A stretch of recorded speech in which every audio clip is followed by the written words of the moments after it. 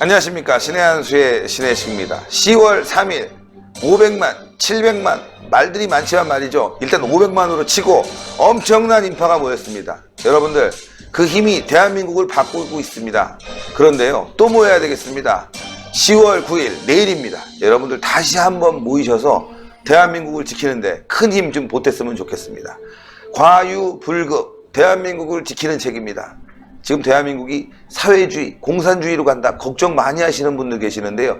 과유불급을 보면요, 야, 왜 그런지 알 수가 있고요. 앞으로 어떻게 방향을 모색해야 될지도 답이 나옵니다. 과유불급의 저자입니다. 중앙일보 칼럼니스트 전영기 칼럼니스트 모셨습니다. 안녕하십니까? 예, 반갑습니다. 아, 정말 대단합니다. 예, 지금 서점에서도 3위로 쫙 올라갔고 말이죠. 예, 그리고 현장에서 저는 원망을 많이 받았어요. 예. 사실은 어르신들이 이제 서점에 나가는 게 좀 어렵다 보니까 어차피 애국하러 나오시면서 책을 좀 구매해 주세요라고 했는데, 저한테 오셔서 아니 책을 갖고 나오려면 많이 갖고 나오지, 겨우 그거 갖고 나와갖고 사지도 못했어. 거기 가는데 얼마나 힘들었는데. 예. 사람들이 많다 보니까요. 저도 사실은 책을 파는 데를 가려고 했는데 너무 많아서 갈 수가 없어요. 그만큼 힘들게 가신 분들이 책을 구매하셨는데, 이번에도요 좀 다시 한번 좀 부탁드리겠습니다. 예, 너무 감사한 일입니다. 네. 신의 한수 시청자 여러분 너무 감사합니다. 제 책이 대한민국이 자유시민이 만들어 온 나라, 자유시민이 스스로 성장한 그런 나라가 70년 만에 자주적 민중주의, 네. 이상한 주사파를 중심으로 확대된 자주적 민중주의라는 이상한 세균이 들어와갖고 나라를 사회주의로 만들고, 예. 민중민주주의로 만들고, 혹은 공산주의화 하려는 위기에 모두가 직면하고 있습니다. 저희가 읽어온 재산, 저희가 키워온 생명, 이거 스스로 지켜야겠다는 정신으로 그렇게 만든 책입니다. 내일 광화문 이순신 장군 동상 뒤에서 출판사가 책을 판매한다고 하는데, 제가 거기서 저자 사인으로 좀 준비하고 있습니다. 예, 꼭 좀 해주세요. 예, 어렵더라도 또 나오셔서 애국도 하고, 예, 독자분들과 만나는 것도 굉장히 중요할 것 같습니다. 제가 원망을 엄청 받았어요. 겨우 300권 갖고 왔냐고, 한 1000권은 갖고 와야 되지 않냐고, 이런 말씀을 들었는데, 여러분 정말 감사합니다. 예, 나와서 이렇게 책도 구매해 주시고, 또 전영기 칼럼니스트와 시간도 보내주신 여러분들 너무너무 감사한데요. 여러분들이 있으니까 대한민국 지켜지는 거 아니겠습니까? 내일 광화문역 9번 출구 나오시면요, 이순신 장군 동상 뒤편에서요, 전영기 칼럼니스트와 함께 저자 사인회도 하고 서로 담소도 나누고, 그러다가 물러가라 구호도 외치고, 정말 좋을 것 같은데요. 여러분들 그쪽에서 모이셔갖고요, 정말 많은 분들이 함께 했으면 좋겠습니다. 그리고 이 책이 말이죠, 과유불급, 예, 예스24에서 베스트셀러가 됐습니다. 베스트셀러. 이제 조만간 종로, 교보에서도요 베스트셀러 1위로 가야 됩니다. 1위. 그래서 자꾸 우리 애국의 책들이 1위로 갔을 때 젊은 사람들이 딱 서점에 갔을 때 이거 뭐지? 과유불급? 전영기. 많이 봤는데? 젊은 사람들이 딱 선택해서 읽어보고, 내가 변해야 되겠다. 이렇게 되지 않겠습니까? 대한민국을 변화시키는 힘, 이게 또 필력에서 나오고요, 신의 한수 이렇게 방송하는 것에 나오니까요. 여러분들 과유불급, 내일 다시 한번 말씀드리면 광화문역 9번 출구 나오셔서요, 이순신 장군 동상 뒤편에 가시면 전영기 칼럼니스트와 함께 할 수 있습니다. 애국의 길입니다. 오전 10시 반부터 나가겠습니다. 시간. 오전 10시 반부터. 오전 10시 반부터입니다. 오전 10시 반부터. 자, 오늘 말이죠, 아주 충격적인 여론조사 결과가 나왔습니다. 당연한 거죠. 충격이라기보다는 그동안 너무 속였기 때문에 말이죠. 여론조사 결과를 보니까요, 문재인 대통령 지지율이 32.4%. 이거 놀라운 거 아니겠습니까? 이 정권은 참 그러지 않길 바랬지만, 예. 파퓰리스트라고 할까요? 파퓰리스트 정권이었습니다. 이 정권이 스스로를 지탱하는 힘이라고 믿는 게 두 가지였더군요. 하나는 대중의 수, 또 하나는 여론조사의 성적표, 이 두 개입니다. 예. 여론과 군중의 힘으로 유지되는 나라는 정상이 아니죠. 그런데 그렇죠. 이 나라는 여론조사의 치수만 일정 수준이 유지가 되면 일정한 시점마다 길거리에 사람들이 어느 숫자만 모여주기만 하면 그것이 마치 정권이 유지되는 것처럼 생각하는데요. 정권 유지 실력으로 합니다. 경제가 무너지고 정치가 분열하고 국민이 찢어지면 정권 망합니다. 그렇죠. 예. 그런데 이 정권이 가장 중요하게 생각하는 자기를 받치고 있는 두 기둥 중에 하나인 여론조사가 32.4% 이렇게 나왔네요. 예. 이 정권이, 저는 여론조사를 그동안 관리해왔습니다. 이 정권만큼 여론을 관리한 정권이 없습니다. 우리가 알고 있는 여론조사 기관 1번, 2번, 3번, 예. 이들의 컴퍼니, 이들의 회사가 어떤 회사인지 저는 잘 알고 있습니다. 이들이 관리당하고 있었습니다. 청와대나 정부의 용역을 받아가면서 예. 그 용역에 따라서 먹고 살기 위해서 얼마만큼 자기의 여론조사를 어떻게 해왔는지에 대해서 저는 몇 가지 그 의문과 약간의 문제의식을 갖고 있는데, 이거 조심하십시오. 여론조사하는 여러분들. 정말 진실에 입각해서 하시기 바랍니다. 그러니까요. 예. 그런데 그렇게 관리되어 온 여론조사조차도 40%를 찍고 내려왔죠. 예. 예. 저는 그동안 30여 년 이상을 정치부 기자하면서 하나의 패턴을 배워왔습니다. 예. 35% 여론조사가 떨어지면요. 예. 새로운 국정 동력을 창출할 수 있는 수준이 이제 없어집니다. 아. 새로운 국정 동력, 무엇인가 새로운 어젠다를 던져놓고 무엇을 추진하는 힘이 상실됩니다. 예. 아. 35%가 떨어진 여론조사는요, 회복이 안 됩니다. 아하. 과거 그 박근혜 대통령을 비롯해서 그 많은 그 역대 정권, 특히 노무현 대통령도 마찬가지고요. 예. 35%가 떨어진 정권 다시 회복할 수 없습니다. 그래서 이 정권이 그렇게 40%, 그 30%대로 내려오지 않기 위해서 애를 쓰지 않았습니까? 예. 40%만 아슬아슬하게 유지해도 선거에서 다시 그 되살아날 수 있는 여지가 있거든요. 예. 대통령에 대한 국정 여론 지지조사입니다. 예. 대통령 지지율이 45%가 되면 전국 선거에서는 언제나 대체로 이깁니다. 여당이. 50%의 그 지지율을 얻게 되면 강력한 국정 동력을 갖게 되는 거죠. 그래서 듣도 보도 못한 여러 가지 그 북한한테 뭘 퍼주기를 한다든가 뭐 평화협정을 맺는다냐 하면서 국제 제재도 어기고 뭔가 해보겠다, 이런 상당히 무리한, 특히 조국 저거 임명하고 저런 것들도요, 50% 근처의 국정 지지율을 갖게 되면 막 하게 되죠. 예. 그랬던 것이 이제 40%를 억지로 저지하다가 더 이상 받칠 수 있는 힘이 이제 없을 정도로 이제 물밀듯이 뚝이 터졌다. 예. 아. 그게 바로 32.4%의 상징이다. 이렇게 이제 볼 수 있죠. 예. 이렇게 예. 되면 뭐 모두들 우리 민심은 다 알고 있는 거지만 이거 회복이 안 되는 겁니다. 이 위에 민심이라는 것은 배를 띄우기도 하지만 뒤집기도 합니다. 이 흐름에 그 대통령 이 집권 세력이 올라타지 않으면 뒤집힙니다. 예. 아. 그것을 명심해야 될 시점이 바로 오늘 한국 리서치 여론조사가 아닌가. 예. 예. 그렇게 생각이 듭니다. 예. 국정 운영 잘하고 있다가 32.4%, 예, 못하고 있다가 50% 가깝습니다. 49.4%니까요. 예. 예. 굉장히 부정적인 평가는 높아졌고 32%로 아주 여론조사가 떨어졌는데, 말씀하신 대로 이제 대다수가 이 정권이 잘못되고 있다, 이것이 이제 지난 10월 3일 광화문에 집결한 우리 국민들의 민심으로 보여준 건데, 변화하려면 확실히 조국 문제 확실히 쳐내고 그 다음에 국정 운영 기조를 바꿔야 되는데, 지금 대북 기조에서 예, 한미 안보와 동맹의 기조로 바꿔야 되는데, 이 정권을 바꿀 기미도 없고 바꿀 생각도 없기 때문에 더 위험한 거 아니겠습니까? 그렇죠. 그래서 대통령이 더 무서울 게, 여론이 떨어지고 여론조사 지지율이, 예. 군중들 모여서 정치하는 건 참 나쁜 정치예요. 예, 예. 그렇지만 이미 저 대통령이 군중의 숫자와 여론조사의 수치로 자기의 그 성적표를 매기는 그 관습에 젖은 이상, 그 관습에 맞춰서 그들 대통령을 충격을 줄 필요가 있습니다. 저는 그 이번에 한국 리서치라는 그 여론조사 기관에 약간의 그 경의를 부표합니다. 이건 일종의 용기입니다. 용기. 모르긴 몰라도 이 여론조사 기관이 32%라는 그 진실의 숫자를 발표하는 과정에서 얼마나만큼 두려움이 있을지 모르겠습니다. 예, 이 기관도 많은 그 정부기관으로부터 용역을 받았을 텐데, 그러나 일단 한 번 뚫기가 어렵지, 한 번 진실이 드러나기 시작하면 아무도 못 말립니다. 예. 예, 정비를 해서 침몰하는 배에는 생쥐들이 제일 먼저 튀어나오는데, 그렇죠, 그렇죠. 그 생쥐들이 제일 먼저 튀어나오는 것은 아마 그 모르긴 몰라도 여당이 될 겁니다. 여당. 당이 견딜 수가 없어요. 아하. 당의 국회의원들이 또 한 번 자기들이 먹고 살려면, 금배짜만 달려면은 역시 표를 얻어야 되는데, 그렇죠. 여론조사에서 이렇게 본물이 한번 터지면 이게 이제 너나 할 것 없이 계속해서 또 다른 여론조사 기관이 이제 진실을 말할 거 아니겠습니까? 예. 그렇게 되면 그게 사람들이 이제 똑바로 사실을 대중이 알게 되는 거죠. 그러면 당이 견디지 못해요. 그러면 당에서 내부 그 반란이라고 할 수 있습니까? 아니면 직원이 나오게 되죠. 그 폭발하는 직원은 2016년에 그때 박근혜 대통령이 뭐 여러 가지 좋은 점도 있지만 참 잘못한 정치도 많지 않습니까? 예. 그 잘못된 정치를 할 때 누구 하나 그 측근이 당에서 직원을 제대로 하지 못하거나, 직원 했을 때 그 서로 싸움 벌어서 그냥 스스로 예. 자멸한 것처럼, 이런 일이 그 민주당 집권당 세력에서 벌어질 거라고 예상이 됩니다. 예.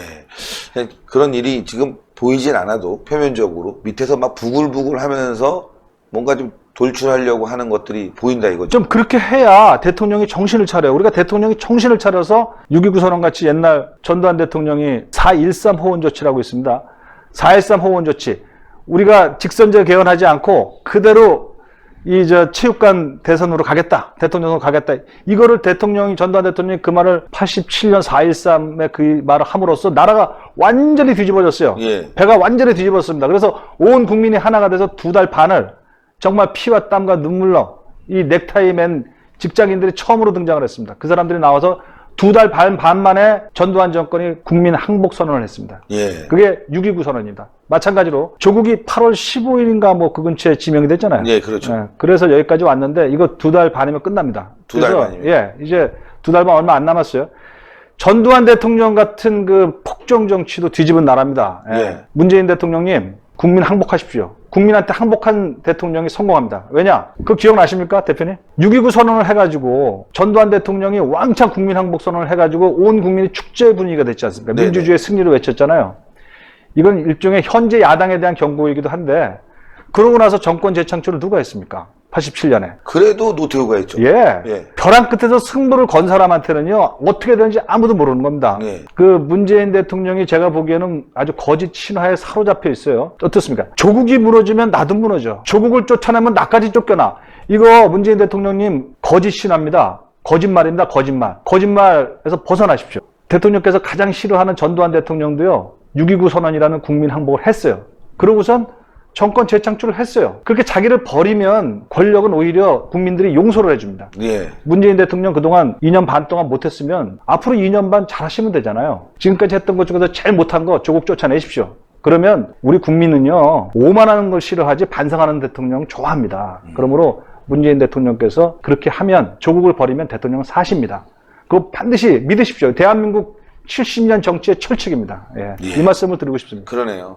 하여튼 조언을 아주 하신 건데, 대통령은 말이죠, 광장에 나온 사람들 이런 직접 민주주의 좋다, 괜찮다, 지금 국론 분열 아니다 이렇게 얘기했는데 저는 좀 이해가 안 가요. 그것도 광화문에 나오신 분들이 있고 대검에 나온 사람이 있으면 광화문의 말은 잘못하고 있다고 더 많은 분들이 지금 비판을 했지 않습니까? 그건 무시하고 대검에 나온 사람 얘기만 듣고 검찰 개혁하라, 도대체 이해가 안 갑니다. 대통령께서 지금 여러 가지 오해와 그 거짓과 신화에 파묻혀 있는 것 같아요. 아까 조국이 없어지면 나도 없어져라는 그 엉터리 두려움이 있는 것 같은데 그거 네. 아니라는 거 아까 다시 한번 말씀드리고요. 두 번째로는 직접 민주주의래요.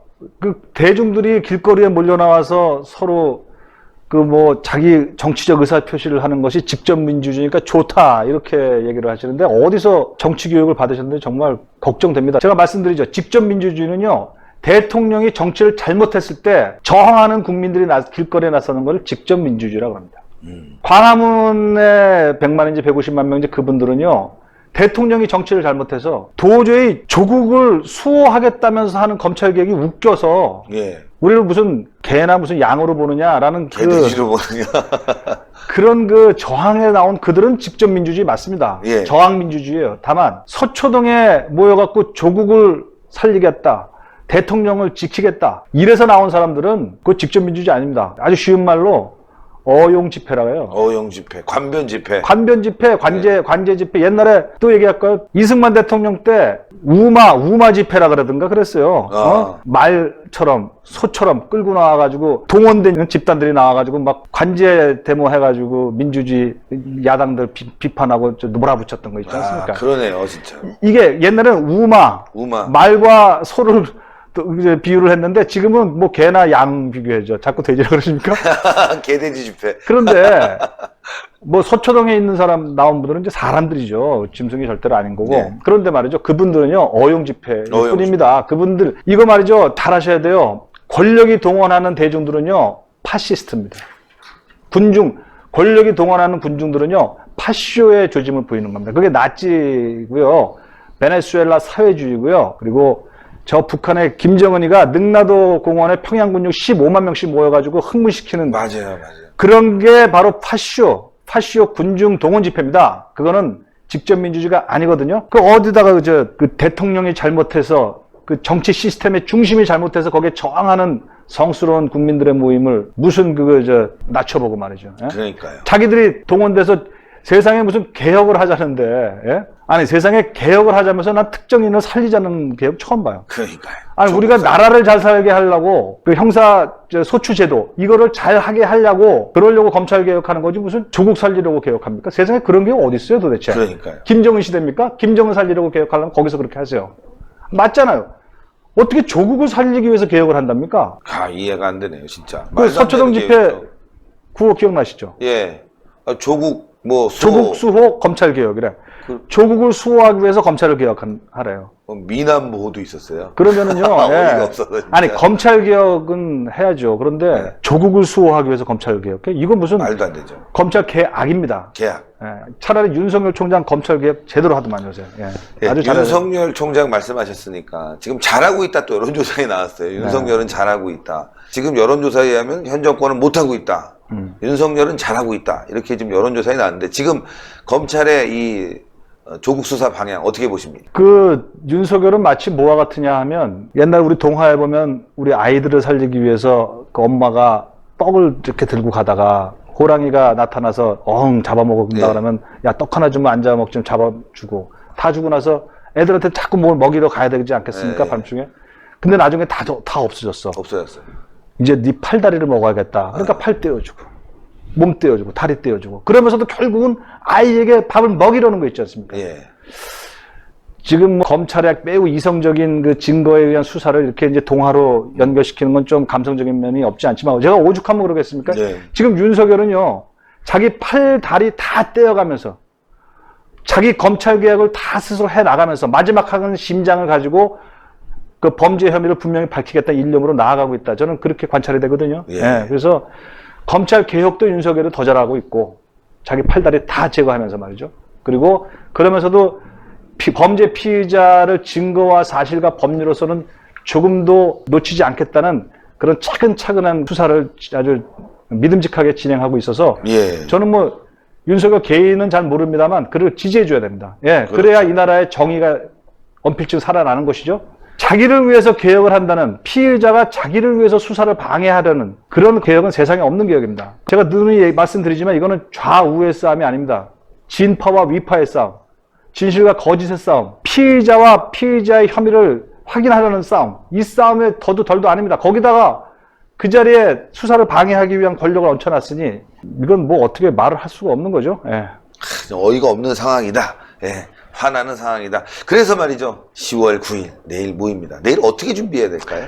기본적으로 이렇게 대중이 모여서 패를 갈라가지고 군중의 목소리로 정치판을 옳고 시비를 가리는 건 가장 나쁜 정치라고 생각합니다. 네. 그런데 오죽했으면 이 집회 경험도 없고 모임의 경험도 없는 이른바 그러니까 자유시민들의 모임이죠. 예, 그렇죠. 그러니까 예. 아니 뭐 구체적으로 얘기합시다. 조국 당신은 안 돼. 예. 개혁은 좋은데 당신이 하는 개혁은 아니야. 단지 이거거든요. 그렇죠. 이걸 위해서 나온 그 사람을 그 중시하게 만들어야 됩니다. 이 대통령이. 예. 그래서 그러려면 많이 나가야겠습니다. 많이 그리고 하나 더 제가 생각하고 있는 것은 황교안이나 나경원 같은 분들이요. 한국당의 주요한 야당의 지도자들인데 옛날 87년 같으면 김영삼, 김대중 같이 대중을 막 감동시키고 하나로 모으고 조직을 하고 자기를 헌신하면서 하나로 모아서 독재 정권과 싸움의 중심에 서야 될 분들인데 그런 힘들을 제가 잘 못 보겠어요. 네. 그래서 어쨌든 한국당이 대한민국의 유일하게 강한 제1야당이니까 존중은 해야 되겠고요. 제 생각에는 황교안, 나경원 이런 분들이 한국당 의원들이 그냥 나와서 마이크 쥐지 말고 땅바닥에 앉아서 낮은 자세로 예. 정말 아래로부터 위를 쳐다보면서 저기 낮은 자세로 시민의 한 명으로서 간절한 마음으로 참여해 주셔야 된다. 이렇게 생각합니다. 예. 예, 그러네요, 진짜. 뭐, 나오긴 나오신대요. 그래서 또 밑에. 나옵니까? 앉아 계신다고 전달을 했다고 하는데 모르지. 나와야 됩니다. 왜냐면, 무슨 당이 나서가지고 무슨 당에 의한 군중동원 이런 거는 저도 원치 않습니다. 예, 그거는 민주당도 해서는 안 되고 한국당도 하지 않아야 돼요. 다만, 뭐, 대통령이 그 말 한 것처럼 자유의사를 갖고 자기를 드러내는 그 시민 한 사람으로서 나와줘야 이 일을 끌어가는 그 책임 있는 정치인으로서의 자세다. 이런 생각이 듭니다. 예. 예, 참, 걱정입니다. 근데 뭐 말씀하신 좋은 잡 다 받아들이면 그나마 쫓겨나려고 그러다가 성공한 대통령이 될 텐데 지금 아니, 성공했으면 좋겠어요. 예, 근데 국민한테 문제- 항복하면 돼요. 그러니까 항복을 안 하고 조국 쫓아내면 됩니다. 계속 보호하는 이유가 뭔지 모르겠어요. 저렇게 조국을 계속 보호하려고 하고 있습니다. 그러니까 아까 말씀드린 것처럼 조국이 없으면 자기가 쫓겨난다는 생각할지 모르겠는데 그렇지 않거든요. 예를 들어요. 노무현 대통령 볼까요? 네.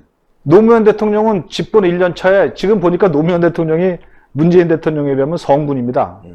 근데 노 대통령 그 1년 차에 그 최도술, 네. 안희정 다 걸려 들어갔어요. 그래, 다 갔죠.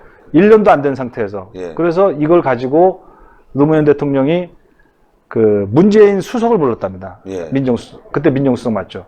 이거 검찰에서 우리 최도술 뭐 이런 측근들 안희정 잡아놓는다고 하는데 어떡하면 좋노? 했는데 대통령, 문재인 수석이 그 당시에 어떡합니까?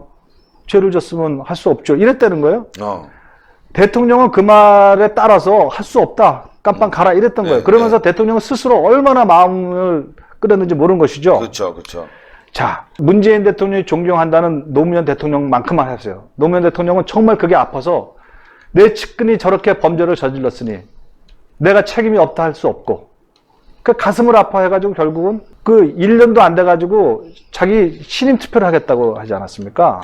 내가 내 측근이 저렇게 그 비리를 저질렀으니 그 책임을 지고 내가 대통령을 물러나야 하는 거 아닐까? 1년도 되기 전에 그런 얘기를 했어요. 그러니까요. 문재인 대통령은 이렇게 엄연한 혐의가 드러난 측근을 옛날 노무현 대통령 시절에는 할 수 없이 깜빵에 넣어야 됩니다 했던 그분이 그 당사자가 지금은 자기 측근이 저렇게 나쁜 비리 혐의가 나타났는데도 꼭 껴안고 가니 이거는 노무현 대통령에 비하면 정말 이거는 노무현 대통령 정반대 얘기를 걷고 있습니다. 그러니까 노 대통령도요. 안희정 뭐 최도 이런 거 친 후에 오히려 어떻게 됐어요? 열린우리당이 더 창궐했습니다. 탄핵 반전이 벌어져 가지고 집권당이 더 강력해졌어요. 자, 그 교훈은 뭐냐? 이 사람이 다인 것 같아도요. 대통령은 대통령입니다. 냉정하게 치십시오. 그러면 대통령은 삽니다. 그리고 오히려 집권당은 더 풍요롭고 강해질 수 있어요. 한국당한테는 안 된 일인지 모르지만 저야 뭐 한국당이나 민주당이나 다 잘 됐으면 좋겠습니다. 그 측근을 치십시오. 노무현 대통령처럼. 예. 예. 오늘도 좋은 말씀 감사하고. 하나만 더 좀 예, 잠깐 드릴 건 뭐냐. 제가 오늘 그 얘기를 들었어요. 예. 다시 전두환 대통령 얘기인데. 전두환 대통령 많은 사람들이 욕하죠. 예. 저도 뭐 대학 다닐 때, 혹은 지금도 그렇게 그 편한 대상은 아닙니다. 그분이. 그러나 그분이 6.29 선언할 때 제일 크게 영향을 줬던 사람이 누군지 아십니까? 누구죠? 제가 이제 취재를 해봤더니 그 당시에 강력한 온 국민의 하나된 힘, 그 다음에 김영삼, 김대중 같은 야당 출중한 지도자들이 있었잖아요. 예, 예. 그리고 거기 또 이제 미국의 또 간섭이 좀 있었어요. 민주주의를 해라라는. 그렇죠. 예. 그런 것들이었는 줄 알았는데 이제 그거 위에 또 하나가 뭐가 있냐면 내부의 분열이 있었어요. 그건 뭐 내부의 분열이라고 할 수 있죠. 그러나 정확히 하면 직원이 있었습니다. 그 당시 안기부장 하던 안무혁 안기부장이 대통령을 직접 찾아가서 네네. 이거 민심이 이러다가는 우리 안 됩니다라고 정확히 직언을 해가지고 대통령이 그걸 수용을 하면서 그렇게 됐다. 전 여기까지가 이제 저는 알고 있었는데 예. 하나 더 있더라고요. 어떤 거죠? 오늘 제가 그 얘기를 들었는데 그 당시 대통령의 아들인 전제국 씨, 맏아들인 전제국 씨가 30살이었을 겁니다. 예. 전제국 씨가 그 당시에 아마 유학을 준비하던가 그럴 때라도 대통령을 찾아갔다는 거예요. 예. 아버지, 자기 아버지니까. 아버지, 이거 직선제 개헌 받아들여도 됩니다. 국민이 원하는 거 받아들이시는 게 좋습니다. 호언 안 됩니다. 이렇게 대통령한테 아들이 아버지한테 직언을 했더군요. 돌이켜보면 전두환 대통령의 마음의 변화는요. 거기서 시작이 됐다고. 네. 제가 오늘 취재가 됐어요. 문준용 씨, 대통령의 아들이 문준용 씨 맞죠? 근데 문준용은 너무 막 나가요. 문준용 씨가 본인과 아버지 그리고 가족을 살리기 위해서 그리고 자기가 사랑하는 이 가족이 나라를 이끄는 거 아닙니까? 대통령께서 정말 나라를 정상적으로 잘 이끌게 하기 위해서 문준용 씨도 좀 전제국 씨 있죠? 아마 문준용 씨는 전제국 씨를 싫어할 것 같은데 그 전제국 씨가 진짜 대한민국 민주화의 한 측면에 기여한 겁니다. 아버지를 설득한 거예요. 아버지의 굳센 이 반국민적 마음을 국민의 마음으로 바꿔서 행복하게 만들었어요. 그리고 아버지는 결국 재집권에 성공했거든요. 예, 그렇죠. 저는 이 문준용 씨가 전제국 씨의 그런 점을 좀 그 벤치마킹해서 그 마음을 아들부터 좀 바꿔주시면 어떨까 그런 생각도 듭니다. 예. 그렇게 됐으면 좋겠는데 이 가족은 말이죠. 안 되는 것 같아요. 그래도 기대와 희망 좀 버리지 않겠습니다. 예, 알겠습니다. 그래야 안전하고 평화롭게 나라가 정치의 어떤 변화가 있을 거기 때문에요. 네. 그렇지 않고요. 이거를 세대결의 시대로 가면 이게 정치입니까? 패싸움이죠. 난 패싸움하는 나라 싫습니다. 예. 예, 오늘도 좋은 말씀 대단히 감사하고 내일 현장에서 예, 광화문역 9번 출구 쭉 나오시면요 이순신 장군 동상 있고 그 뒤편에서 또 우리 전영기 칼럼니스트와 집중적으로 이야기를 또 나눠보도록 하겠습니다. 오늘 방송이 굉장히 많네요. 여러분들 하여튼 내일 꼭 모여주시고요 힘을 좀 냈으면 좋겠습니다. 네, 대단히 감사합니다. 네, 고맙습니다. 예, 여러분들 과유불급. 내일 출판사 사장한테 또 제가 전화를 하려고요. 좀 많이 좀 갖고 나오시라고. 저번에 저희 구독자님들이 굉장히 그냥 섭섭해 하더라고요. 여러분들 내일 광화문역 9번 출구 나오시면요. 이순신 장군 동상 뒤편에서 꼭 만나 뵙겠습니다. 대단히 감사합니다.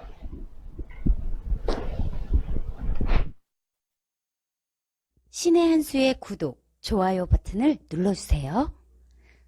구독과 좋아요는 신의 한 수의 큰 힘이 됩니다.